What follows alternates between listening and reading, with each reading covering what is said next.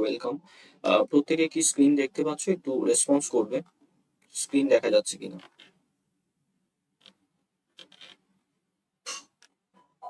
একটু কমেন্টের মধ্যে জানাবে স্ক্রিন দেখতে পাচ্ছ কিনা।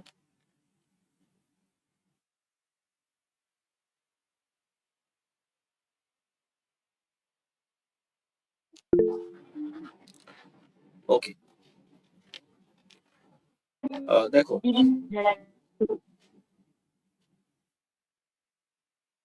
ঠিক আছে, কৌশিক। দেখো, আমরা আজকে আলোচনা করব হেরিডিটি অ্যান্ড এনভায়রনমেন্ট এই চ্যাপ্টারটা। ঠিক আছে। যদি মাঝখানে কোনো প্রবলেম হয়, নেটওয়ার্ক ইস্যু, বা যদি দেখা না যায়, শোনা না যায়, তখন মাইক্রোফোনটা অন করে বলবে। কমেন্ট করলে আমি দেখতে পাবো না, যেহেতু আমি পিপিটির মধ্যে আছি। আর বাদ বাকি সময়ে কেউ মাইক্রোফোনটা অন করবে না, তাহলে তোমাদেরই অসুবিধা হবে। যখন রেকর্ডিংটা পরে দেখবে, তখন একটা ঝামেলা তৈরি হয়ে যাবে। তো দেখো, আমাদের আজকের টপিক হচ্ছে কি? আজকের টপিক হচ্ছে বংশগতি এবং পরিবেশ।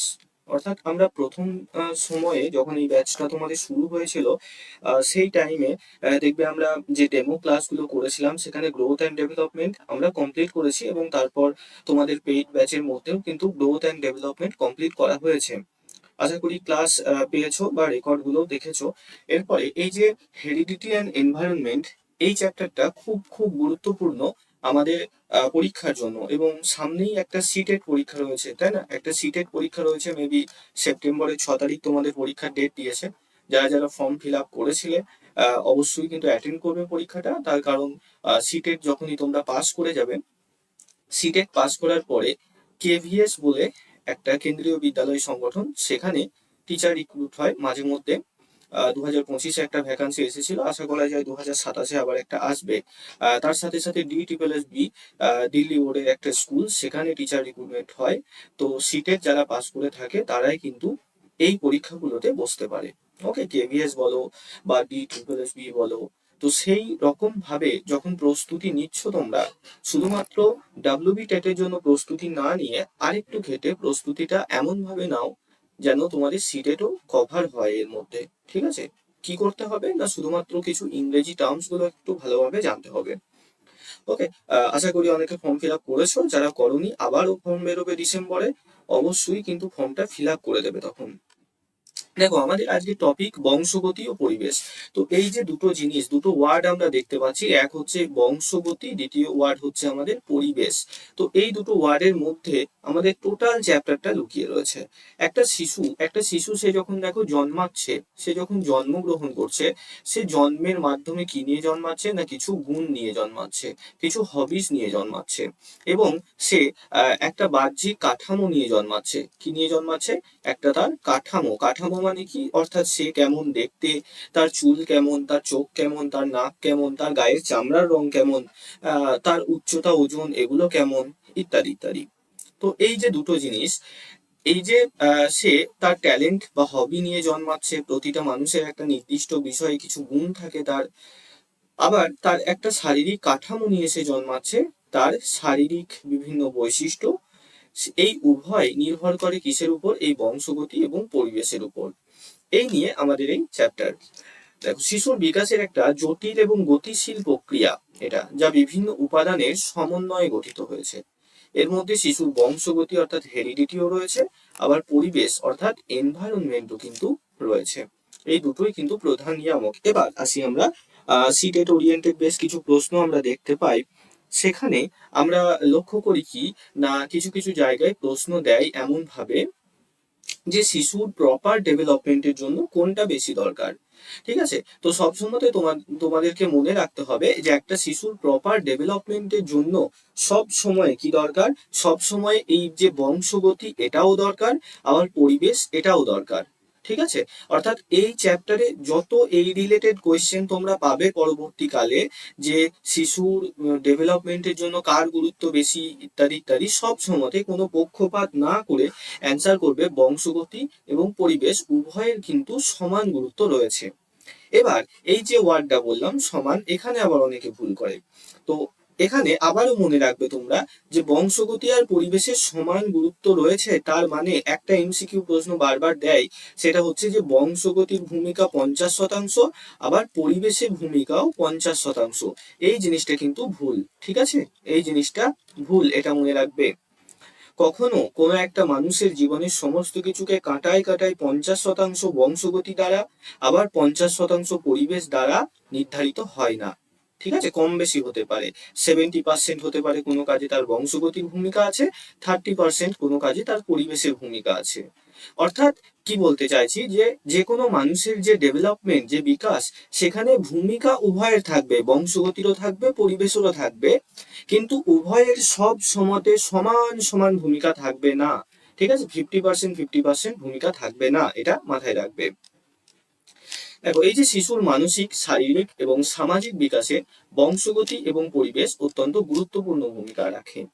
বংশগতি মানে কি? বংশগতি মানে হলো শিশু তার বাবা মায়ের কাছ থেকে যে সমস্ত জেনেটিক বৈশিষ্ট্যগুলোকে পায়, যে সমস্ত গুণগুলোকে পাচ্ছে, সেগুলোকে আমরা বংশগতি বলছি। কেমন কেমন হতে পারে? তার চোখের রং হতে পারে, তার আই, চোখের কালার কেমন, তার নাক কেমন দেখতে, সেটা উঁচু নাকি নিচু, তার চুল কেমন, ঠিক আছে, ব্ল্যাক নাকি ব্রাউন, তার চামড়ার রং কেমন, ফেয়ার নাকি ডার্ক। এই জিনিসগুলো কিভাবে আসে একটা শিশুর মধ্যে? আসে ডিএনএ এর মধ্যে দিয়ে। ডিএনএ এর ক্ষুদ্রতম অংশকে বলা হয় কি না জিন, ঠিক আছে? ডিএনএ এর ক্ষুদ্রতম অংশকে বলা হয় জিন। তো শিশুর মধ্যে থাকা ডিএনএ, সেই ডিএনএ এর মধ্যে থাকে জিন, এই জিনকে বলা হয় বংশগতির ধারক ও বাহক, মনে রাখবে। ডাইরেক্টলি প্রশ্ন দেয়, বংশগতির ধারক ও বাহক কাকে বলা হয়? ধারক ও বাহক। এবার এই যে ওয়ার্ডটা বংশগতির ধারক মানেই বা কি, আর বাহক মানেই বা কি? ধারক মানে হলো যে তোমার মধ্যে যে সমস্ত গুণ রয়েছে, সেটা বাহ্যিক হোক বা অভ্যন্তরীণ গুণ হোক। তোমার ধরো তুমি লম্বা, ঠিক আছে, বা তুমি বেঁটে, তোমার চুল কোঁকড়ানো অথবা তোমার চুল স্ট্রেট, তোমার নাক টিকালো অথবা তোমার নাক বসা, তোমার চোখের রং নীল অথবা তোমার চোখের রং কালো, যে যেটাই রয়েছে তোমার মধ্যে, সেটা কিসের মধ্যে রয়েছে না, সেটা তোমার জিনের মধ্যে রয়েছে, জিনের মধ্যে রয়েছে। এবার তোমার ভবিষ্যৎ প্রজন্ম, অর্থাৎ তোমার সন্তান, তার মধ্যে তোমার এবং তার যে বাবা বা মা, মানে তোমার যে আরেকজন থাকবেন, মেয়ে হলে তার হাজবেন্ড থাকবে, ছেলে হলে তার ওয়াইফ থাকবে। তো তাদের থেকে, এই উভয়ের কাছ থেকে শিশুর মধ্যে কি যায়? ক্রোমোজোম যায়। কয়টা করে যায় মনে রাখবে? 23। 23টা ক্রোমোজোম যায় শিশুর মধ্যে মায়ের কাছ থেকে, আর বাদ বাকি 23টা ক্রোমোজোম যায় বাবার কাছ থেকে। তাহলে মোট ক্রোমোজোমের সংখ্যা কত হচ্ছে? 46, ঠিক আছে? এই যে 46টা ক্রোমোজোম যায়, এই ক্রোমোজোমের মধ্যে জিন থাকে।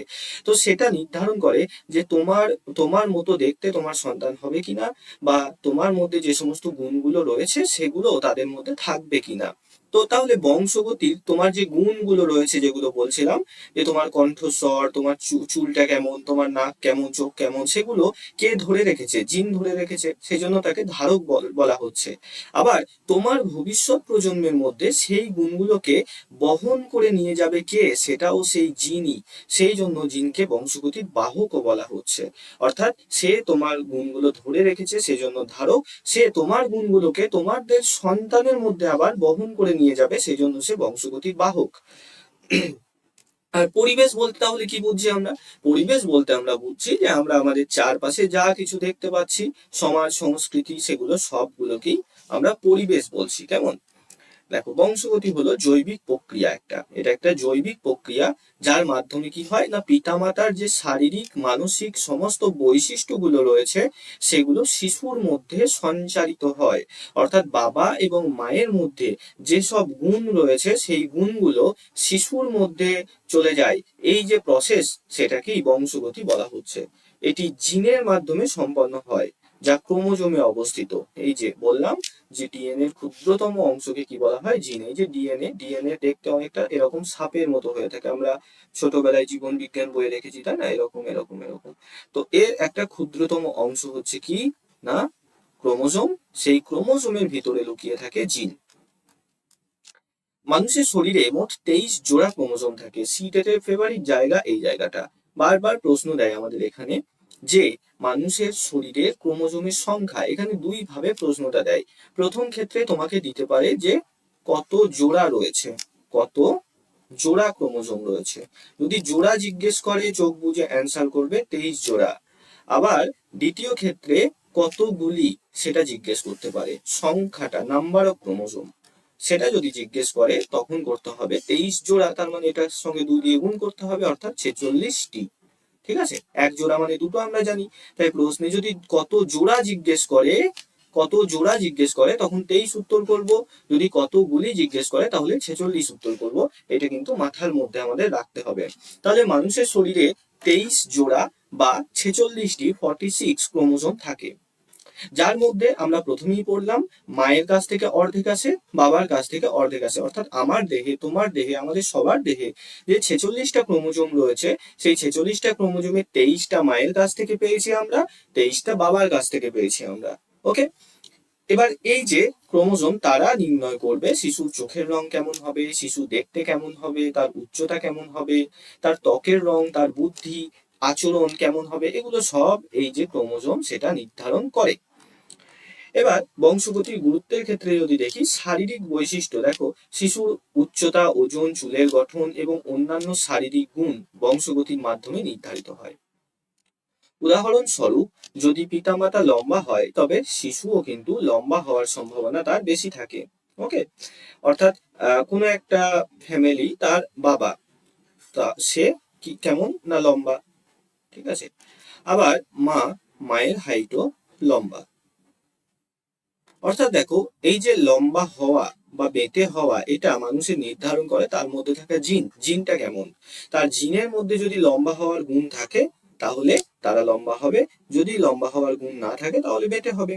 তাহলে কোনো একটা শিশু যার বাবা এবং মা উভয়ে লম্বা, তাহলে তার মধ্যেও সে বাবার কাছ থেকে যে 23টা ক্রোমোজোম বা জিন পাবে, মায়ের কাছ থেকে 23টা ক্রোমোজোম পাবে, সেখানেও অবভিয়াসলি লম্বা হওয়ার জিন থাকবে, তার কারণ এরা উভয়ই লম্বা। তাই একটা ব্যাপক সম্ভাবনা থাকে, 90% আপ সম্ভাবনা থাকে তাদের সন্তানও লম্বা হবে। একই কথা প্রযোজ্য, বাবা এবং মা বেঁটে হলে তাদের সন্তানের সম্ভাবনা থাকে বেঁটে হওয়ার। ওকে, তাহলে শারীরিক বৈশিষ্ট্যের ক্ষেত্রে আমাদের কিন্তু হেরিডিটি সেটা কিন্তু গুরুত্বপূর্ণ একটা ফ্যাক্টর। ওকে, দ্বিতীয় হচ্ছে বুদ্ধির ক্ষেত্রে, এই জায়গাটা ভালোভাবে আমাদের দেখতে হবে। দেখো, স্মৃতিশক্তি, সমস্যা সমাধানের ক্ষমতা আংশিকভাবে বংশগতির উপর নির্ভর করে। এই ওয়ার্ডটার দিকে জোর দাও, আংশিকভাবে। তার মানেটা কি?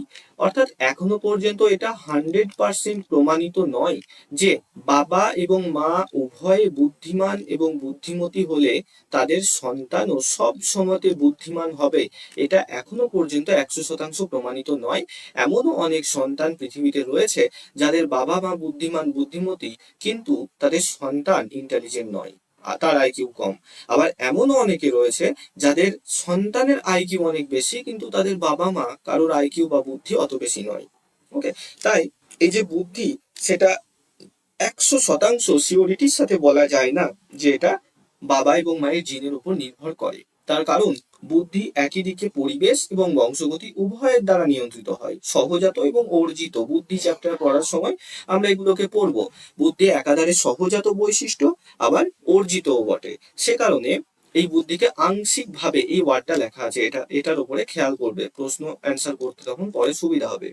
তো বুদ্ধি আংশিকভাবে বংশগতির উপর নির্ভর করে। গবেষণায় দেখা গেছে যে বুদ্ধিমত্তার প্রায় 50 থেকে 80% বংশগতির বংশগতভাবে প্রভাবিত। ঠিক আছে, 100% নয় কিন্তু। আচ্ছা, কিছু কিছু আচরণ, যেমন লাজুক, কোনো কোনো বাচ্চা হতে পারে সে খুব লাজুক, আবার কেউ হতে পারে প্রচন্ড আক্রমণাত্মক, আবার কেউ হতে পারে খুব বেশি ক্রিয়েটিভ, এগুলো সমস্ত কিছু জিনের দ্বারা প্রভাবিত হতে পারে। ওকে, এরপরে আসি বংশগতির বৈশিষ্ট্য সমূহ নিয়ে। দেখো, জৈবিক বংশগতির যে জৈবিক গঠন সেটার মধ্যে পড়ে শিশুর উচ্চতা কেমন হবে, তার চুলের রং কেমন হবে, তার চোখের রং কেমন হবে, তার স্কিনের কালার সেটা কেমন হবে, এগুলো বংশগতির জৈবিক বৈশিষ্ট্য। মানসিক বৈশিষ্ট্য কোনগুলো না, তার মেধা কেমন হবে, স্মৃতিশক্তি, ইন্টেলিজেন্সি কেমন হবে, চিন্তা করার ক্ষমতা কেমন হবে, প্রবলেম সলভিং সে দক্ষতাটা তার মধ্যে কেমন থাকবে, এই জিনিসগুলো বংশগতির মানসিক ক্ষমতার বৈশিষ্ট্য। তৃতীয় হচ্ছে দেখো স্বভাব এবং চরিত্র, সে সাহসী হবে নাকি ভীরু হবে, সে আবেগপ্রবণ হবে নাকি স্ট্রং হবে, কথায় কথায় কেঁদে ফেলবে নাকি কান্না সামলাতে পারবে, সে কি খুব ধৈর্যশালী হবে নাকি খুব চঞ্চল হবে। এই সমস্ত জিনিসগুলো বংশগতির দ্বারা নির্ধারিত হয়। আবার বেশ কিছু জিনগত রোগ রয়েছে খুব গুরুত্বপূর্ণ, যেমন থ্যালাসেমিয়া, হিমোফিলিয়া, এই ধরনের আরেকটা রয়েছে সেটা হচ্ছে বর্ণান্ধতা। বর্ণান্ধতা এগুলো হচ্ছে জিনগত রোগ, অর্থাৎ পিতা বা মাতার থাকলে সেটা অটোমেটিক সন্তানের মধ্যে আসে। ওকে, সন্তানের মধ্যে আসে। কিছু ক্ষেত্রে মনে করা হয় ডায়াবেটিস, তবে এটা এখনো 100% নিশ্চিত নয়। ডায়াবেটিসও কিছু ক্ষেত্রে বংশ পরম্পরায় আসে, অর্থাৎ যেটাকে আমরা সুগার বলে থাকি, ব্লাড সুগার, সেটাও যদি পিতামাতার মধ্যে থাকে কিছুটা পরিমাণ সম্ভাবনা থাকে সন্তানদের মধ্যেও পরবর্তীকালে ডায়াবেটিস রোগ হওয়ার, যদি সে খাদ্যাভ্যাস নিয়ন্ত্রণ না করে, প্রচুর পরিমাণে মিষ্টি খায় তাহলে। আচ্ছা, তারপরে হচ্ছে বংশগতির ভূমিকা। শিশুর শারীরিক বৈশিষ্ট্য নির্ধারণে এটা সহায়তা করে, তার শারীরিক গঠন কেমন হবে সেটা বংশগতি দ্বারা নির্ধারিত হয়, তাই না। দ্বিতীয় হচ্ছে দেখো মানসিক গুণাবলী এবং প্রতিভার বিকাশে ভূমিকা রাখে, অর্থাৎ তার মেন্টাল ইন্টেলিজেন্সি কেমন হবে, তার মেধা কেমন হবে সেটা বংশগতি দ্বারা নিয়ন্ত্রিত হয়। আর কিছু কিছু রোগ ব্যাধি যেগুলো আমরা এই যে পড়লাম, থ্যালাসেমিয়া, হিমোফিলিয়া, বর্ণান্ধতা, ডায়াবেটিস, এই ধরনের বেশ কিছু রোগ সেগুলো জিনগত রোগের মধ্যে পড়ে, যেটা বংশ পরম্পরায় সন্তানের মধ্যে আসতে পারে বা আসার সম্ভাবনা ব্যাপক হারে থাকে। এবার এই যে বংশগতি, সেই বংশগতিকে মূলত দুই ভাগে ভাগ করা যায়। কি কি? একটা হচ্ছে দেখো জৈবিক বংশগতি, অন্যটা হচ্ছে মানসিক বংশগতি। এই যে জৈবিক বংশগতি সেটা কি, আগে আমরা এটাকে বুঝি। দেখো জৈবিক বংশগতি, যেসব দৈহিক বৈশিষ্ট্যগুলো শিশু তার পূর্বপুরুষদের কাছ থেকে পায় সেগুলোকে জৈবিক বংশগতি বলা হচ্ছে, অর্থাৎ তার দেহের মধ্যে থাকা যে সমস্ত, যেমন ওজন, উচ্চতা, শরীরের গঠন, চোখের রং, চুলের রং প্রভৃতি, অর্থাৎ তোমার শরীরের মধ্যে যে যে জিনিসগুলো আমরা আমাদের বাবা মায়ের মতো পেয়েছি সেগুলো জৈবিক বংশগতির অন্তর্গত। চোখের রং হতে পারে, চুলের রং হতে পারে, মুখটা কেমন দেখতে, অনেকের হয় মুখের সাথে বাবার মিল থাকে, অনেকের মুখের সাথে মায়ের মিল থাকে। তো এই যে জিনিসগুলো এগুলো জৈবিক বংশগতির অন্তর্গত। তাহলে মানসিক বংশগতি কোনটা? মানসিক বংশগতি হচ্ছে যে দেখো মানসিক বংশগতি বলতে বোঝায় শিশুর সেই সব মানসিক বৈশিষ্ট্য, ক্ষমতা এবং প্রবণতার সমন্বয় যা জন্ম মুহূর্তে তার মধ্যে থাকে। মানসিক বংশগতি প্রবৃত্তি, প্রক্ষোভ, বুদ্ধি ইত্যাদি বিশেষ ক্ষেত্রে দক্ষতা ইত্যাদির উপর নির্ভর করে, অর্থাৎ কোনো একটা শিশুর মধ্যে যে ট্যালেন্ট থাকছে, ঠিক আছে, তার মধ্যে যে প্রতিভা থাকছে সেটাই কিন্তু তার মানসিক বংশগতি। তাহলে ভালো করে বোঝো, আমি ধরো বললাম যে এটা এটাকে না, এটা রামু, এটাকে রামু।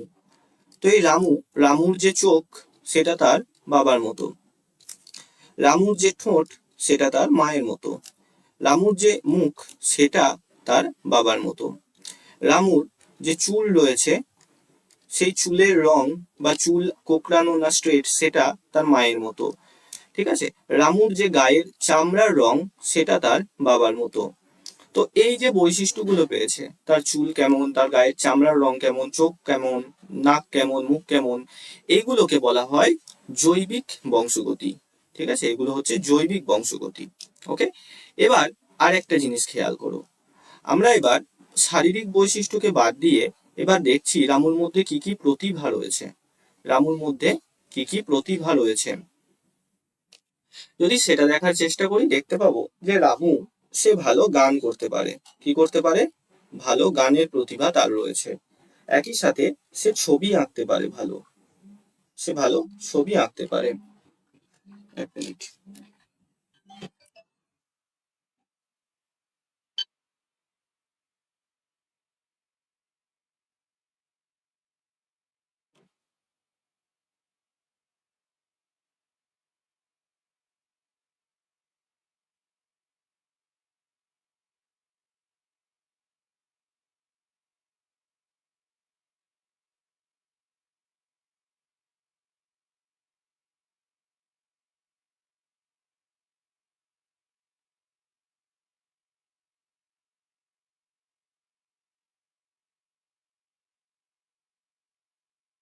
আচ্ছা, দেখো, তাহলে এই যেটা বলছিলাম যে মানসিক মানসিক বংশগতি, সেটা কি না, রামুর মধ্যে যে ট্যালেন্ট রয়েছে, সে ভালো গান করে অথবা সে ভালো ছবি আঁকে, ঠিক আছে, এটা হচ্ছে তার মানসিক বংশগতির বৈশিষ্ট্য। ওকে, তাহলে তার বাহ্যিক যে গঠন সেটা জৈবিক বংশগতি, তার মানসিক যে ট্যালেন্ট, অভ্যন্তরীণ যে প্রতিভা, সেগুলো সব কি না, সেগুলো সব হচ্ছে তার মানসিক বংশগতি। এরপর আসি ক্রোমোজোমের ভূমিকা নিয়ে। ক্রোমোজোম কি, দেখো ক্রোমোজোম হচ্ছে এরকম, এরকম অনেকটা এক্স এর মতো দেখতে হয় ক্রোমোজোম, ঠিক আছে, এরকম দেখতে হয় ক্রোমোজোম। তো এই ক্রোমোজোম প্রতিটি কোষের নিউক্লিয়াসের মধ্যে থাকে। এটা একটা বিশেষ কাঠামো যা বংশগতির মূল চাবিকাঠি হিসাবে কাজ করে। ডিএনএ, এই যে ডিএনএ, ডিএনএ প্রোটিন দিয়ে এটা তৈরি হয়। শিশুর শারীরিক ও মানসিক বৈশিষ্ট্য নির্ধারণে এটা গুরুত্বপূর্ণ ভূমিকা পালন করে। ক্রোমোজোম, এই যে ক্রোমোজোম, এর মধ্যে লিপিবদ্ধ থাকে শিশুর যে পিতা এবং মাতা, তাদের যে বিভিন্ন গুণাবলী, সেটা শিশুর এই ক্রোমোজোমের মধ্যে থাকা জিন এর মধ্যে দিয়ে পায়। ওকে, আবার একইভাবে এই ক্রোমোজোম শিশুর লিঙ্গ নির্ধারণ করে, ভ্রূণের লিঙ্গ নির্ধারণ করে, অর্থাৎ মাতৃগর্ভে থাকা ভ্রূণ সেটা মেল হবে নাকি ফিমেল হবে চাইল্ডটা, সেটাও নির্ধারণ করে এই ক্রোমোজোম। এবার এই যে ক্রোমোজোমের সংখ্যা ও প্রকার, এখানে দেখো জানবো, এই যে ক্রোমোজোম, তার সংখ্যা হচ্ছে 46টি, আমরা আগেও একবার জানলাম, এবং জোড়া হিসাবে বললে সেটা পাবো আমরা 23 জোড়া, 23 জোড়া। এই যে 23 জোড়া, এই 23 জোড়ার মধ্যে 22 জোড়া ক্রোমোজোমকে অটোজোম বলা হয়। কি বলা হয়? অটোজোম বলা হয়। এই ক্রোমোজোমকে দুই ভাগে ভাগ করা হয়, এক হচ্ছে অটোজোম, এটা একটা ভাগ। এর সংখ্যা কত? এর সংখ্যা হচ্ছে 44। মোট ক্রোমোজোম কত? মোট ক্রোমোজোম 46। তাহলে অটোজোমের সংখ্যা 44, বাকি থাকলো কয়টি? বাকি থাকলো দুটি। এই যে দুটি ক্রোমোজোম, এই দুটি ক্রোমোজোমকে বলা হয় সেক্স ক্রোমোজোম। এর সংখ্যা কত? এর সংখ্যা হচ্ছে 2টি।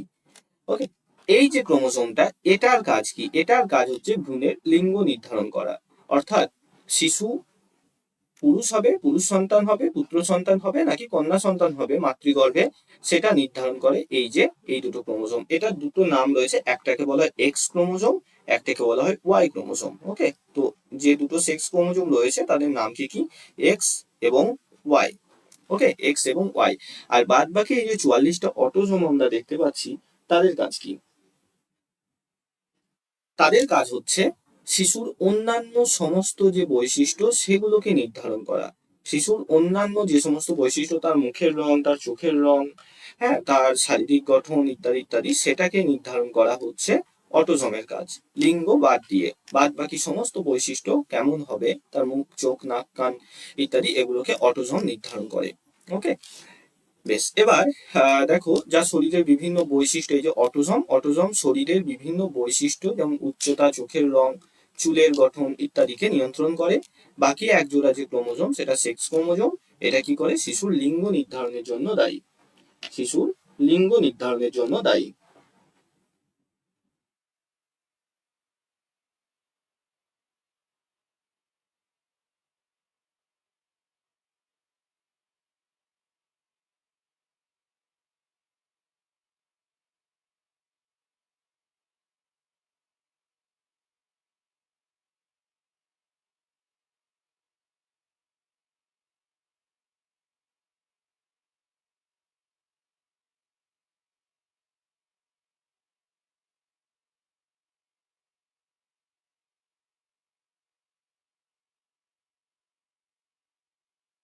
এক মিনিট দাঁড়াও।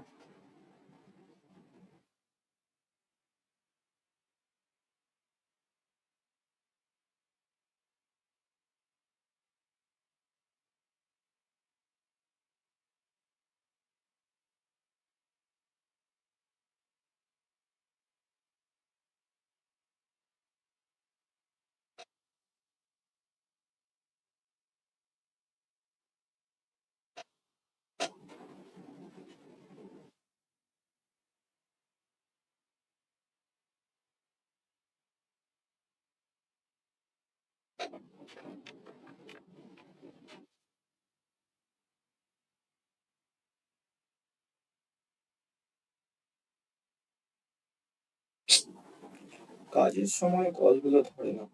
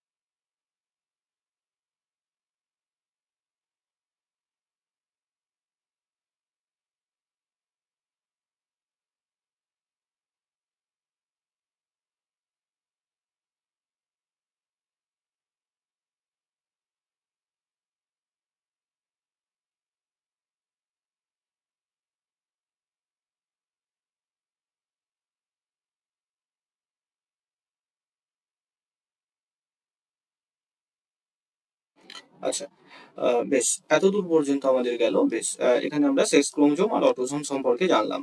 এবার এখানে একটা জিনিস আমাদের জানতে হবে যে পুত্র সন্তান বা পুরুষ তাদের মধ্যে যেটা ক্রোমোজোম থাকে, সেক্স ক্রোমোজোমের মধ্যে একটা এক্স থাকে এবং অন্যটা ওয়াই থাকে। ঠিক আছে? আর যারা কন্যা সন্তান তাদের মধ্যে দুটোই এক্স ক্রোমোজোম থাকে। ঠিক আছে? এখান থেকে প্রশ্ন দেয় পরীক্ষাতে। পুরুষদের মধ্যে যে দুটো ক্রোমোজোম থাকে এক্স এবং ওয়াই, এবং মহিলাদের মধ্যে থাকে দুটোই এক্স ক্রোমোজোম, দুটোই সেম। এবার কিভাবে লিঙ্গ নির্ধারণ করে দেখো, এখানে আমরা বুঝবো প্রথমে এক্স এক্স সমন্বয়। অর্থাৎ আমরা আগে পড়লাম যে পৃথিবীতে যত মহিলা রয়েছে প্রত্যেকের শরীরে দুটো সেক্স ক্রোমোজোম রয়েছে এবং দুটোই এক্স। এবং পৃথিবীতে যত পুরুষ রয়েছে প্রত্যেকটা পুরুষের শরীরে কি রয়েছে, দুটো সেক্স ক্রোমোজোম রয়েছে, একটা হচ্ছে এক্স এবং অন্যটা হচ্ছে ওয়াই। ভালো করে এই জায়গাটা বোঝো, কেমন? এবার দেখো, মহিলা মানে আমরা এটা শিশুর মাকে ধরলাম, পুরুষ মানে এটা শিশুর বাবাকে ধরলাম। দেখো, মহিলা অর্থাৎ মায়ের দেহে দুটো ক্রোমোজোম আছে, দুটোই এক্স ক্রোমোজোম। তাহলে শিশুর দেহে এটাই আসুক বা এটাই আসুক, আমরা জানি 23টা ক্রোমোজোম মায়ের থেকে পায়, 23টা ক্রোমোজোম বাবার থেকে পায়। 23টার মধ্যে 22টা হচ্ছে কি অটোজম, সেগুলো নিয়ে আমাদের দরকার নেই। এক জোড়া মানে দুটো হচ্ছে সেক্স ক্রোমোজোম। এই দুটো সেক্স ক্রোমোজোমের মধ্যে একটা মায়ের কাছ থেকে পাবে, একটা বাবার কাছ থেকে পাবে। এই যে মায়ের যে দুটো সেক্স ক্রোমোজোম রয়েছে দুটোই হচ্ছে এক্স। তাহলে শিশু এটা পাক বা এটা আসবে সেই এক্সই, তাই না? বেশ, তাহলে একটা ক্রোমোজোম যেটাই হোক এক্স ক্রোমোজোম মায়ের কাছ থেকে পেল। আর একটা যে সেক্স ক্রোমোজোম রয়েছে লিঙ্গ নির্ধারক ক্রোমোজোম, সেটা পাবে পিতার কাছ থেকে। যদি পিতার কাছ থেকে এটা আসে তাহলে এটা এক্স হয়ে গেল, কি দুটো এক্স। এক্স এক্স ক্রোমোজোম হলে তখন সেই সন্তান কন্যা সন্তান হবে। আর যদি পিতার কাছ থেকে এক্স ক্রোমোজোম না এসে এই ক্রোমোজোমটা আসে অর্থাৎ ওয়াই আসে, তখন এক্স ওয়াই হয়ে গেল। আর এক্স ওয়াই হয়ে গেলে তখন হবে কি না পুত্র সন্তান। তাহলে এক্স এক্স হলে কন্যা সন্তান হবে, এক্স ওয়াই হলে পুত্র সন্তান হবে। এখান থেকে কি বুঝতে পারলাম? এখান থেকে আমরা এইটুকু জানতে পারলাম, এখান থেকে প্রশ্ন দেয় যে শিশুর লিঙ্গ নির্ধারণে কার ভূমিকা থাকে? শিশুর লিঙ্গ নির্ধারণে পিতার ভূমিকা থাকে। এটুকু আমাদের মনে রাখতে হবে। ওকে, এটা এখানে লেখা আছে এক্স এক্স সমন্বয় আর এক্স ওয়াই সমন্বয়। এখানে দেখো আমি ছবি দিয়েও দেখিয়েছি। X X chromosome female child তৈরি করে, X Y chromosome male child তৈরি করে। মায়ের দেহে সবসময় ডবল এক্স ক্রোমোজোম থাকে, পিতার দেহে এক্স ওয়াই ক্রোমোজোম থাকে। এবার এই যে ক্রোমোজোম, সেই ক্রোমোজোমের গঠন ও প্রক্রিয়া। ক্রোমোজোম একটা সুতোর মতো কাঠামো যেটা খালি চোখে দেখা সম্ভব নয়। ঠিক আছে? খালি চোখে দেখা সম্ভব নয়। ডিএনএ এর দ্বৈত বা সর্পিল ডাবল হেলিক্স যে আকার রয়েছে, প্যাটার্ন রয়েছে, ওই যে প্রথমে দেখালাম মইয়ের মতো, সাপের মতো, এই যে পাকানো আকার ওর মধ্যে থাকে। এটা কোষ বিভাজনের সময় মিওসিস মাইটোসিস এই যে বিভিন্ন প্রক্রিয়াতে কোষ বিভাজন হয়। এটা আমাদের সিডিপির দরকার নেই, জাস্ট জেনে রাখো। সেটাই সঠিকভাবে ভাগ হয়ে সন্তানের কোষে পৌঁছায়। গর্ভধারণের সময় শুক্রাণু ও ডিম্বাণু থেকে 23টি করে ক্রোমোজোম মিলিত হয়। 23টি শুক্রাণু থেকে, 23টি ডিম্বাণু থেকে মোট 46টি ক্রোমোজোম তৈরি হয়। এই প্রক্রিয়ায় সেক্স ক্রোমোজোম ছাড়াও অটোজোমগুলো শিশুর অন্যান্য গুণ নির্ধারণ করে। সেক্স ক্রোমোজোম এর কাজ একটাই, সেটা হচ্ছে শিশুর লিঙ্গ নির্ধারণ করা, শিশুটি পুত্র হবে নাকি কন্যা হবে। আর বাদ বাকি যা কিছু গুণ সেগুলো সব অটোজোম নির্ধারণ করে। কি না, বাকি সব গুণ সেটা অটোজোম নির্ধারণ করবে। এবার মেন্ডেলের যে সূত্র রয়েছে সেখানে আমরা দেখব যে মেন্ডেল, এই যে মেন্ডেল, তাকে কি বলা হয় না বংশগতির জনক বলা হয়। মনে রাখবে, বংশগতির জনক বলা হয় কাকে? মেন্ডেলকে। তো এই যে মেন্ডেল, তিনি বেশ কিছু সূত্র দিয়েছিলেন। গ্রেগার জোহান মেন্ডেল হচ্ছে তার পুরো নাম। তিনি প্রথমবার বংশগতির মূল সূত্র আবিষ্কার করেন। তাহলে এই যে বংশগতির সূত্র, সেটা কে আবিষ্কার করলেন? সেটা আবিষ্কার করলেন Gregor Johann Mendel. Gregor Johann Mendel. বেশ কিছু সূত্রের মধ্যে ইম্পর্টেন্ট হচ্ছে ল অফ সেগ্রিগেশন বা পৃথকীকরণের সূত্র।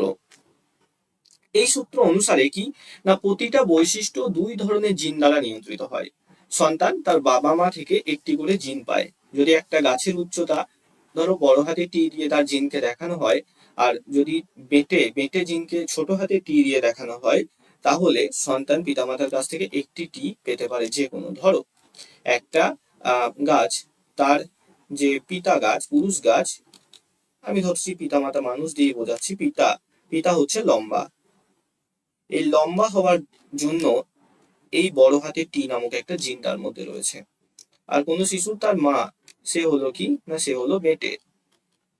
বেটে হওয়ার যে জিন, সেটাকে আমরা ছোট হাতের টি বা স্মল লেটারের টি বোঝাচ্ছি।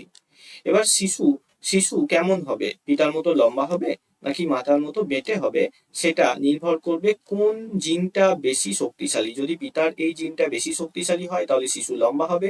যদি পিতার থেকে মায়ের জিন বেশি শক্তিশালী হয় তাহলে শিশু বেটে হবে। ওকে, এটা হচ্ছে কি না পৃথকীকরণের সূত্র। এরপরে আসি স্বাধীন বিভাজনের সূত্র। এখানে কি বলা হয়েছে যে একাধিক বৈশিষ্ট্যের জিন একে অপরের থেকে স্বাধীনভাবে বণ্টিত হয়। অর্থাৎ বিভিন্ন জিনগুলোর মধ্যে যেসব বিভিন্ন বৈশিষ্ট্য থাকে, তারা একে অপরের থেকে স্বাধীনভাবে বণ্টিত হয়। অর্থাৎ একটি বৈশিষ্ট্যের জিন অন্য বৈশিষ্ট্যের জিনের উপরে প্রভাব ফেলে না। ঠিক আছে, প্রভাব ফেলে না। বিভিন্ন বৈশিষ্ট্যের জিন স্বাধীনভাবে সন্তানের মধ্যে দিয়ে যায়। উদাহরণ হিসাবে কি না, একটা মটর গাছের বীজের রং সবুজ বা হলুদ হোক, সেটা বীজের আকৃতি মসৃণ বা কুঁচকানো যেটাই হোক না কেন, আলাদাভাবে সন্তানের মধ্যে প্রবেশ করে। অর্থাৎ একটা গুণ কখনো অন্য গুণকে ওভারল্যাপ করে না বা মিশে খিচুড়ি তৈরি হয় না। গুণের আধিপত্যের সূত্র, এইটা খুব ইম্পর্টেন্ট। এখানে বলা হচ্ছে যে এই যে প্রথমে যেটা বললাম লম্বা বেটের উদাহরণ দিয়ে, সেটাই দেখো, কিছু জিন অন্য জিনের উপর আধিপত্য বিস্তার করে। এই যে আধিপত্যশীল জিন থাকলে সেই বৈশিষ্ট্য প্রকাশ পাবে। যদি ধরো একটা কোনো শিশুর পিতা সে লম্বা হয়, লম্বা হওয়ার জন্য এই যে বললাম বড় হাতের টি এরকম একটা জিন পিতার মধ্যে রয়েছে। আর যদি মা বেটে হয়, বেটে হওয়ার জন্য মায়ের শরীরে ছোট হাতের যে স্মল টি, স্মল লেটারের টি, সেটা রয়েছে। তবে এই যে বাবার যে লম্বা হওয়ার জিন, সেটা যদি বেশি ডমিনেটিভ হয়, বেশি আধিপত্যশালী হয়, তাহলে শিশু লম্বা হবে। যদি মায়ের জিন সেটা সেটা বেশি ডমিনেটিভ হয়, তাহলে শিশু বেঁটে হবে। অর্থাৎ ব্যাপারটা এরকম যে এই যে দুটো জিন, পিতার জিন আর মাতার জিন, পিতার জিনের মধ্যে লম্বা হওয়ার বৈশিষ্ট্য রয়েছে, মাতার জিনের মধ্যে বেঁটে হওয়ার বৈশিষ্ট্য রয়েছে। এই দুটো জিনের মধ্যে ধরো এই মায়ের জিন সে বেশি শক্তিশালী, সে তখন একে দাপিয়ে রাখবে, একে পরাজিত করবে, মাথা তুলতে দেবে না, এবং শিশুর ক্রোমোজোমে এ নিজেকে জায়গা করিয়ে দেবে।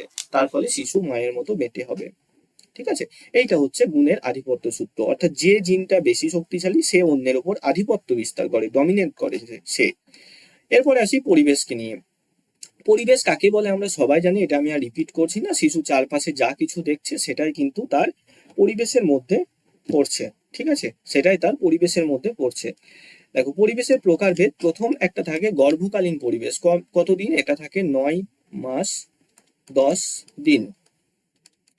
অনেক সময় টোটালি দিন হিসাবে দেয়। টোটালি দিন হিসাবে যদি দেয় তাহলে মনে রাখবো 280 দিন। আবার অনেক সময় সপ্তাহ হিসাবে দেয়, তাহলে মনে রাখবো 40 সপ্তাহ। তাহলে শিশু কতদিন মাতৃগর্ভের মধ্যে থাকে? 9 মাস 10 দিন থাকে, অথবা কমপ্লিট দিন হিসাবে দিলে 280 দিন থাকে, আর সপ্তাহ হিসাবে দিলে 40 সপ্তাহ শিশু মাতৃগর্ভে থাকে। এই সময়কার যে পরিবেশটা, সেই পরিবেশটাকে বলা হয় গর্ভকালীন পরিবেশ। ওকে, সেই পরিবেশকে বলা হয় গর্ভকালীন পরিবেশ। দ্বিতীয় হচ্ছে পারিবারিক পরিবেশ। পারিবারিক পরিবেশ এটা কি? Family environment. পিতামাতার শিক্ষা, আর্থিক অবস্থা এবং পারিবারিক সম্পর্ক শিশুর মানসিক ও সামাজিক বিকাশে গুরুত্বপূর্ণ ভূমিকা পালন করে। ওকে, পিতামাতা এই যে পারিবারিক, অর্থাৎ শিশু কোন পরিবারে জন্মগ্রহণ করেছে সেটা হচ্ছে পারিবারিক পরিবেশ। সামাজিক পরিবেশ এটা কি? সামাজিক পরিবেশ হচ্ছে বন্ধু বান্ধব, সমবয়সী গোষ্ঠী এবং সমাজ সংস্কৃতি শিশুর আচরণ মূল্যবোধ গঠনে প্রভাব ফেলে, অর্থাৎ শিশুর যে সমাজ রয়েছে সেটা তার সামাজিক পরিবেশ। শিক্ষাগত পরিবেশ কোনটা? স্কুল, শিক্ষক এবং শিক্ষার পদ্ধতি শিশুর বুদ্ধিগত ও সৃজনশীল বিকাশে সহায়তা করা। তার যে এডুকেশনাল এনভায়রনমেন্ট, এগুলো তার শিক্ষাগত পরিবেশ। আর ভৌতিক পরিবেশ হচ্ছে সে কোথায় বসবাস করছে সেই জায়গাগুলো। এগুলো আমাদের দরকার সেরকম খুব একটা নেই। এবার দেখো, হ্যাঁ স্যার, স্ক্রিনটা দেখা যাচ্ছে না। 1 মিনিট, হ্যাঁ করে দিচ্ছি।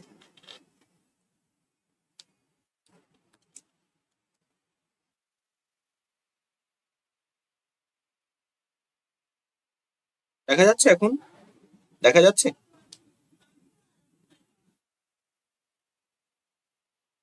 স্ক্রিন দেখা যাচ্ছে?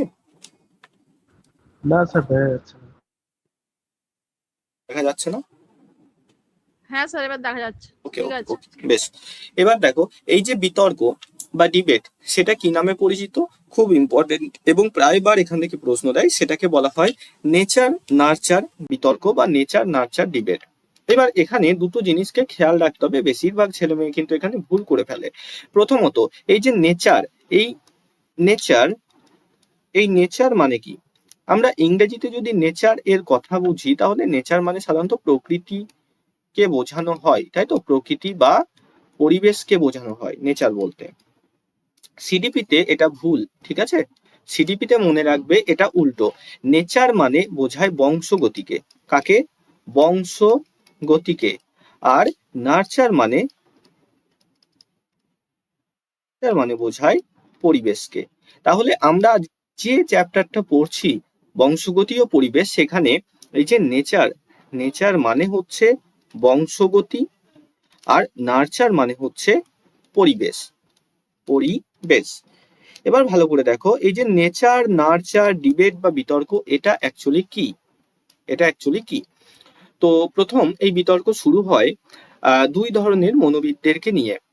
কিছু কিছু জন, যেমন ধরো আমাদের গেজেলের কথা বলতে পারি আমরা, এবং আরো বেশ কিছু তার সঙ্গপাঙ্গ, তারা দাবি করতে থাকে যে একটা শিশুর প্রপার ডেভেলপমেন্ট হওয়ার জন্য বংশগতির ভূমিকা সব থেকে বেশি, পরিবেশের কোনো ভূমিকা নেই।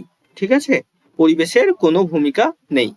তো যে সমস্ত লোকেরা এটাকে সাপোর্ট করলো, তারা এই যে দেখো বংশগতি আর পরিবেশ, এটার প্রতি পক্ষপাতিত্ব করলো। আবার আরেক দল লোক, যেমন আচরণবাদী সমর্থক যারা, অর্থাৎ আমাদের বিএফ স্কিনার, তিনি, তার সাথে সাথে জেবি ওয়াটসন, এই ধরনের বেশ কিছু মানুষ, তারা কি বললেন? তারা বললেন যে পরিবেশের ভূমিকা একটা শিশুর প্রপার ডেভেলপমেন্টে সব থেকে বড় ভূমিকা পরিবেশের, বংশগতির কোনো ভূমিকা নেই। তাহলে বোঝো, সে অনেকটা ঝগড়া লাগার মতো ব্যাপার। কিছু কিছু মানুষ বলতে শুরু করলো যে বংশগতির ভূমিকা সব থেকে বেশি, আবার কেউ কেউ বলতে শুরু করলো পরিবেশের ভূমিকা সব থেকে বেশি। এই নিয়ে এই যে দুটো দল, তাদের মধ্যে যে একটা ডিবেট তৈরি হলো, একটা বিতর্ক তৈরি হলো, যে কার ভূমিকা বেশি একটা শিশুর সঠিক বৃদ্ধি বিকাশে, কোনটার ভূমিকা বেশি, নেচারের নাকি নার্চারের, সেই নিয়ে এটাকে নেচার নার্চার ডিবেট বলা হতো। ঠিক আছে, কি বলা হতো? নেচার নার্চার ডিবেট বলা হতে লাগলো। এবং এই যে ডিবেট বা বিতর্ক, এরপরে কি সিদ্ধান্তে আসা হলো? সিদ্ধান্ত কি না হলো মনে রাখবো, সিদ্ধান্ত বর্তমানে বলা হয় কি না, উভয়ের ভূমিকা রয়েছে। কি রয়েছে? উভয়ের ভূমিকা রয়েছে। উভয়ের ভূমিকা রয়েছে। উভয়ের ভূমিকা রয়েছে। কেমন?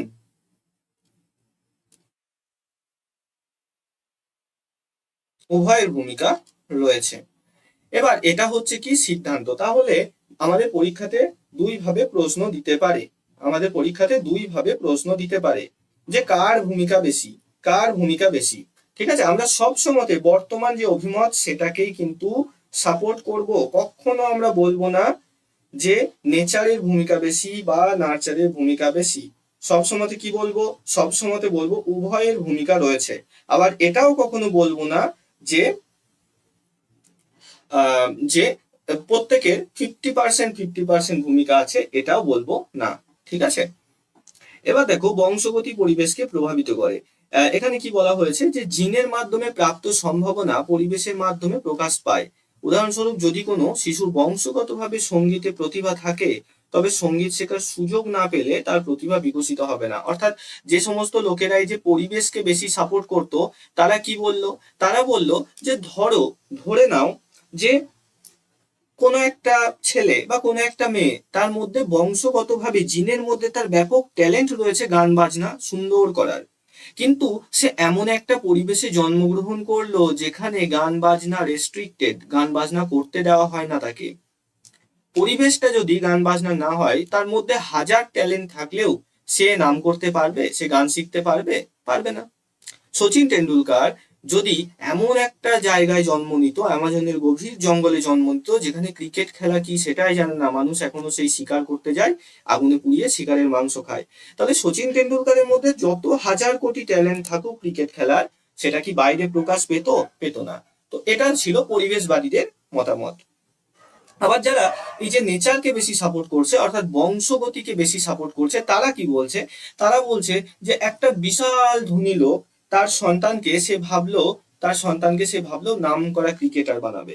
তার লক্ষ লক্ষ কোটি কোটি টাকা পয়সা থাকতে পারে, কিন্তু তার সন্তানের ডিএনএ এর মধ্যে যদি প্রতিভা না থাকে, ট্যালেন্ট না থাকে, হাজার হাজার কোটি টাকা এই পরিবেশে খরচ করলেও, তাকে হাজার হাজার কোটি টাকার কোচিং দিলে, ভালো ভালো জিনিসপত্র কিনে দিলে, যতই খরচ করুক, যতই ভালো পরিবেশ তাকে দেখ, সে কখনো ভালো ক্রিকেটার হতে পারবে না, তার কারণ তার ডিএনএ এর মধ্যে ট্যালেন্টই নেই। তাহলে বংশগতিও গুরুত্বপূর্ণ। এই থেকে সিদ্ধান্তে আসা হলো যে উভয়ের ভূমিকায় রয়েছে আমাদের একটা শিশুর যে কোনো ধরনের বিকাশের ক্ষেত্রে। ওকে, এরপরে জানবো আমরা টুইন সম্পর্কে, যমজ সন্তান সম্পর্কে। যমজ সন্তান সম্পর্কে এখানে ছিল কি, দাঁড়াও দেখি, হ্যাঁ এখানে আছে। আচ্ছা, মনে রাখবো যমজ, এই যে যমজ সন্তান, মনে রাখবো যমজ সন্তান দুই প্রকারের হয়। যমজ সন্তান দুই প্রকারের হয়। একটাকে বলা হয় সমকোষী যমজ। কি বলা হয়? সমকোষী যমজ বা আইডেন্টিক্যাল টুইনস। আর অন্যটাকে বলা হয় ভিন্ন কোষী যমজ। কয়েকটা ছোট্ট জিনিস এখানে জেনে নাও, এখানে আমরা ক্লাস শেষ করবো এরপর। ভিন্ন কোষী যমজ, এটাকে বলা হয় ডাইজাইগোটিক টুইনস। এবার এই যে মনোজাইগোটিক টুইনস বা আইডেন্টিক্যাল টুইনস একই জিনিস, আর ডাইজাইগোটিক টুইনস এর মধ্যে পার্থক্য কি? আমরা যমজ সন্তান দেখেছি হয়তো সবাই, তাই না? তো যমজ সন্তান দু রকমের হতে পারে। প্রথম কেস সমকোষী যমজ, এরা 100% সব কিছুতে মিল থাকে এদের মধ্যে, অর্থাৎ দেখতে সেম টু সেম হয়। দেখতে কেমন হয়? সেম টু সেম হয়, কোনো রকম পার্থক্য এদের থাকে না। এবং এদের যে সেক্স বা লিঙ্গ সেটাও সেম থাকে, অর্থাৎ যে দুটো সন্তান হলে হয় দুটোই পুত্র সন্তান হবে, অথবা দুটোই কন্যা সন্তান হবে। একটা, দুটোই পুত্র দুটোই কন্যা এরকম হতে পারে। একটা পুত্র সন্তান একটা কন্যা সন্তান, তারা কখনো সমকোষী যমজ নয়। হ্যাঁ, যমজ হতে পারে, ভালো করে বুঝো, যমজ হতে পারে, একটা পুত্র সন্তান আর একটা কন্যা সন্তান উভয়ে যমজ হতে পারে, কিন্তু তারা এই ধরনের যমজ হবে, ভিন্ন কোষী যমজ। ভিন্ন কোষী যমজে লিঙ্গগত পার্থক্য থাকে, অর্থাৎ একজন পুত্র হতে পারে, একজন কন্যা হতে পারে, তারাও যমজ সন্তান, একই সাথে একই মাতৃগর্ভে একই টাইমে তারা জন্মেছে, কিন্তু তাদের লিঙ্গ আলাদা, এবং তাদের মধ্যে 100% মিল সবকিছুতে থাকে না, থাকবে না। ঠিক আছে, থাকবে না। কিন্তু সমকোষী যমজ যারা রয়েছে, আইডেন্টিক্যাল টুইনস যারা রয়েছে, তাদের লিঙ্গও একই হবে, উভয়ই পুত্র হবে অথবা উভয়ই কন্যা হবে, এবং তারা দেখতে, তাদের অভ্যন্তরীণ সবকিছু 100% মিলযুক্ত হবে। ওকে, তো এটা হচ্ছে যমজ সন্তানের উপর, এখান থেকে প্রশ্ন আসে আইডেন্টিক্যাল টুইনস আর ডাইজাইগোটিক টুইনস এর মধ্যে। ঠিক আছে, তো এরপরে আসি আমরা শিশুর বিকাশের বংশগতি তাত্ত্বিক ভিত্তি এখানে সেরকম কিছু নেই আমাদেরকে। আচ্ছা, এই বুদ্ধি নিয়ে একটা গবেষণা করা গেছিল। গবেষণায় দেখা গেছে যে বংশগতির উপর বুদ্ধির 50% নির্ধারণ করে, বাকি 50% পরিবেশের উপর নির্ধারণ করে। অর্থাৎ এখান থেকে মনে রাখবে এই যে বুদ্ধি সেটা কিসের উপর নির্ভর করে, সেটা একই ধারে সহজাত অর্থাৎ বংশগতির উপরেও নির্ধারিত হয় কতটা শিশু বুদ্ধিমান হবে, আবার শিশু কোন পরিবেশে বড় হচ্ছে সেটার উপরেও নির্ধারণ করে শিশুর ইন্টেলিজেন্স কেমন হবে, বুদ্ধি কেমন হবে। সহজাত আবার অর্জিত উভয় কিন্তু বুদ্ধির বৈশিষ্ট্য। ভাষার বিকাশের ক্ষেত্রে দেখো, ভাষা এটা কিন্তু আমাদের এনভায়রনমেন্টের উপরে নির্ভর করছে, পরিবেশের উপরে। কেন? তার কারণ আমরা এখন পশ্চিমবঙ্গে জন্মেছি বলে আমরা বাংলা ভাষা শিখেছি, আমাদের মাদার টাং বাংলা। আমরা যদি ইউকেতে জন্মাতাম তাহলে আমাদের মাদার টাং ইংলিশ হতো, তাই না? আমরা যদি অন্য কোনো একটা দেশে জন্মাতাম সেখানকার মাদার টাং যেটা আমাদের সেটা হতো, তাই তো? তাহলে এই যে ভাষার বিকাশ এটা কিসের উপর নির্ভর করে? শিশু কোন পরিবেশে রয়েছে সেটার উপরে নির্ভর করে, ঠিক আছে? কিন্তু ভাষা শেখার যে ক্ষমতা সেটা বংশগত। এটাকে নোয়াম চমস্কি বলেছেন ল্যাডের পুরো কথা হচ্ছে ল্যাঙ্গুয়েজ অ্যাকুইজিশন ডিভাইস। মনে রাখবে, ল্যাঙ্গুয়েজ অ্যাকুইজিশন ডিভাইস কে বলেছেন? চমস্কি বলেছেন। ল্যাড বলতে কি? ল্যাড বলতে তিনি বলেছেন যে মানুষের মধ্যে সহজাতভাবে ভাষা শেখার একটা ক্ষমতা নিয়ে জন্মায় তারা, সেই কারণে শুধু মানুষের সন্তান তারাই ভাষা শিখতে পারে, অন্য কোনো প্রাণীরা ভাষা শিখতে পারে না। এই যে ল্যাডের ধারণা, ল্যাঙ্গুয়েজ অ্যাকুইজিশন ডিভাইস, এর ধারণা কে দিয়েছেন? নোয়াম চমস্কি দিয়েছেন, নোয়াম চমস্কি। আচ্ছা, শারীরিক স্বাস্থ্য বলতে কি বোঝায়? শারীরিক স্বাস্থ্য বলতে বংশগতভাবে প্রাপ্ত বিভিন্ন রোগ, পরিবেশের খাদ্যাভ্যাস ইত্যাদির মাধ্যমে প্রকাশ পায়। বেশ, এই জায়গাটা একটু ভালোভাবে মনে রাখবে। এটা আমাদের টেট পরীক্ষা 2017 সালের যে প্রশ্নপত্র সেখানে এসেছিল যে এই যে হেরিডিটি বা বংশগতি এটাকে কি বলা হয়? এটাকে স্থির বলা হয়। তো হেরিডিটি কি ধরনের ফ্যাক্টর? হেরিডিটি হচ্ছে স্ট্যাটিক বা স্থির। কেন স্ট্যাটিক বা স্থির কেন? তার কারণ বংশগতভাবে তুমি যে সমস্ত গুণগুলোকে অর্জন করেছো, তুমি চাইলেও সেই সমস্ত গুণগুলোকে হুট করে পাল্টে ফেলতে পারবে না, ঠিক আছে? সেই জন্য দেখো, তোমার ধরো তোমার চোখের এই যে চোখের মণি সেটা এক একজনের এক এক রকমের হয়। কারো নীল হতে পারে, কারো সবুজ, কারো কালো, কারো ব্রাউন হতে পারে। তোমার নাক কারো টিকালো হতে পারে, কারোর গোল হতে পারে, ঠিক আছে, ইত্যাদি ইত্যাদি। তো এই ব্যাপারগুলোকে তুমি চাইলে হুটহাট করে পরিবর্তন করতে পারবে কি? তোমার চোখের রংটা পার্মানেন্টলি, তোমার নাক, বর্তমানে আধুনিক চিকিৎসা বিজ্ঞানে সম্ভব, কিন্তু সেগুলো তো ধরো ব্যতিক্রম। ন্যাচারালি কোনো মানুষ চাইলে সেই বহুরূপীর মতো নাকটাকে হঠাৎ করে উঁচু নিচু করে ফেলতে পারবে না, তার মুখের অবয়ব পাল্টাতে পারবে না। তার চুল যদি কোঁকড়া হয়, তুমি ওই যে কি বলে ওটাকে, হিট দিয়ে, যাই হোক কিছু একটা নাম রয়েছে, হিট দিয়ে ওটাকে সোজা করে রাখতে পারো, কিন্তু সেটা সাময়িক, সেটা পার্মানেন্ট তো চেঞ্জ নয়। অর্থাৎ বংশগতভাবে তুমি যে সমস্ত গুণগুলো নিয়ে জন্মেছো সেগুলোকে পরিবর্তন করা যায় না, সেই কারণে বংশগতিকে স্ট্যাটিক ফ্যাক্টর বলা হয়। কিন্তু মনে রাখবো, এনভায়রনমেন্টের জন্য আমাদের মধ্যে যেসব গুণগুলো এসেছে, পরিবেশকে ডাইনামিক ফ্যাক্টর বলা হয়, পরিবর্তনশীল। তুমি বর্তমানে পশ্চিমবঙ্গের কোনো একটা জেলার কোনো একটা গ্রামে বা কোনো একটা শহরে রয়েছো, সেখানে তোমার চারপাশে এক ধরনের পরিবেশ রয়েছে। তোমাকে যদি কালকে কাজের সূত্রে অস্ট্রেলিয়া যেতে হয়, সেখানে তোমার পরিবেশ হুট করে চেঞ্জ হয়ে যাবে। তোমার আশেপাশের মানুষজন, তোমার খাদ্য অভ্যাস, তোমার ভাষা, সবকিছু পরিবেশ হুট করে চেঞ্জ হয়ে যাবে। অস্ট্রেলিয়া থেকে 1 মাস পরে তোমাকে আমেরিকা পাঠিয়ে দিলে সেখানে তোমার পরিবেশ আবার চেঞ্জ হয়ে যাবে। তারপরে আফ্রিকা পাঠিয়ে দিলে আবার চেঞ্জ হয়ে যাবে। দেখো, তোমাকে চাইলে যে কোনো সময় তোমার চারপাশের পরিবেশকে পরিবর্তন করে দেওয়া যায়। সেই কারণে এনভায়রনমেন্টকে ডাইনামিক ফ্যাক্টর বা পরিবর্তনশীল পরিবেশ বা পরিবর্তনশীল প্রক্রিয়া বলা হয়। তাহলে মনে রাখবো, হেরিডিটি বা বংশগতি এটা স্থির বা স্ট্যাটিক ফ্যাক্টর, আর এনভায়রনমেন্ট এটা হচ্ছে পরিবর্তনশীল বা ডাইনামিক ফ্যাক্টর। বলো, এখানে আমাদের ক্লাস শেষ হলো। কারোর কোনো জায়গায় বুঝতে কোনো রকমের অসুবিধা আছে কিনা?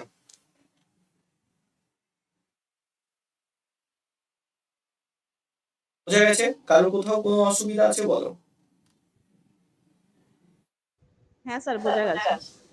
ওকে, বেশ, ঠিক আছে, তাহলে আজকে আমরা এখানে শেষ করছি ক্লাসটা।